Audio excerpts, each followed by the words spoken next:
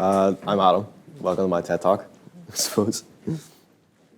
Life is traffic, and imagination comes when the lights turn green. Close your eyes. You're pedaling on your first bike, the sun is shining, and you're 5 years old. You did not judge your performance, nor did you compare it to others. In your mind, you're soaring at an unstoppable speed. Your back garden is a Mario Kart circuit. How often, as young adults, do we lose ourselves in the way that it seems, not the way that it is? But I think it's important to remember that we can park aside these thoughts and rev the engine of our imagination, whether it's for fun, escapism, or ambition. Imagination is the core of our society. It's where art, landmarks, and films are born. Everything around us, from our phones to our socks, started as a spark of imagination. It's important to remember that imagination, in conjunction with modern technology, propels us forward at a rapid rate and makes us incredibly developed. Imagination is our best tool, but it's often mistaken as our worst enemy. For many children who grew up in harsh conditions, imagination is all that they had, which in my opinion is the most beautiful thing about imagination.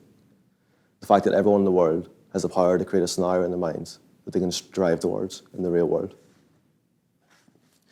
In an increasingly competitive world where multiple qualifications are often needed in order to succeed, your imagination is more important than ever, as it levels out the playing field, and anybody can imagine something better for themselves and strive towards it. Imagining something better for yourself is really the first step towards success, as in order to create a pathway for yourself, you have to imagine it first. Hundreds of thousands of people from less economically developed countries go through this every year, as they're forced to leave their home country in order to strive towards their dreams. To put a number on it, 331,000 people emigrated to the UK in 2015, as they felt that it was here that was the best place to strive towards their dreams. One of the most inspiring stories is Haki Akdeni.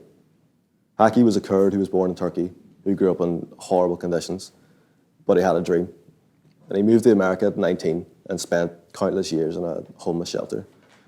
But the dream he imagined stayed at the forefront of his mind, and he stayed strong. And it was in these moments of desperation that he found his passion, making pizza. Haki now owns 7 pizza restaurants across New York and regularly feeds the homeless in Chinatown. But the most important thing is that he encourages them to strive towards their dreams and use their imagination to better themselves. This may seem like a fairy tale to all of us sitting here, and it's because it kind of is, to a certain extent. But that's the power of our imagination. The fact that everyone in the world has the power to imagine something and strive towards it, that the thought can only come from something like magic beans. We're taught in school that energy can't be created, which was figured out by someone called Einstein, so it might be true. But while this may be true in a scientific sense, it's not entirely true everywhere else, as our imagination somehow gives us power from these thoughts that we come up with in our mind, but we're not sure where they come from. Unfortunately, the technique to catch the power from these dreams isn't exactly something that's taught in schools. But what if it was? What if there was a course in school that was based around mental development? It taught us how to catch out at these thoughts of ambition and store them in some kind of mental filing cabinet, allowing us for ambition in the future.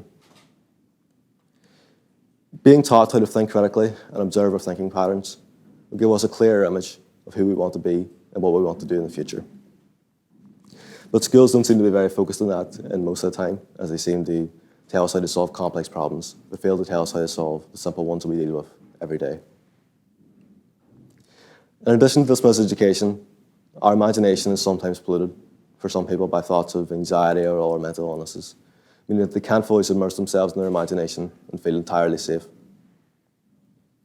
But it's important to remember that we are in control of our imagination and not the other way around.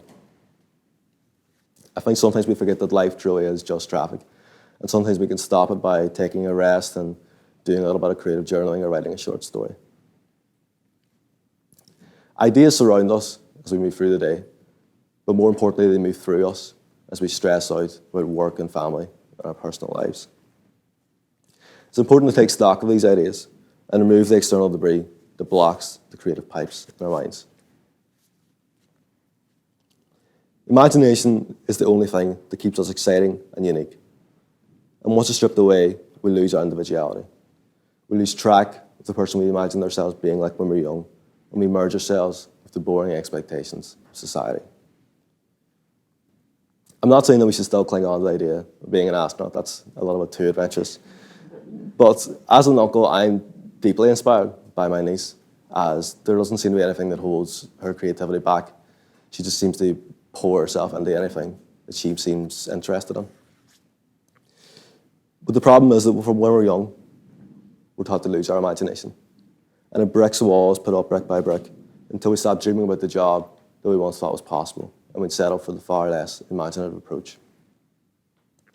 But once we start to take these bricks away and our imagination is freed, skyscrapers rise, athletic records are broken, and we start to see a life we once imagined for ourselves. Our true potential is only unlocked whenever we start to unlock these ideas. And while this may sound like a metaphor, it's not exactly. Unfortunately, these bricks are strongly cemented in place by the pressures of our peers and the general fear of standing out and doing something different. This means that the problem that's faced our society for generations is that these ideas remain just that, ideas.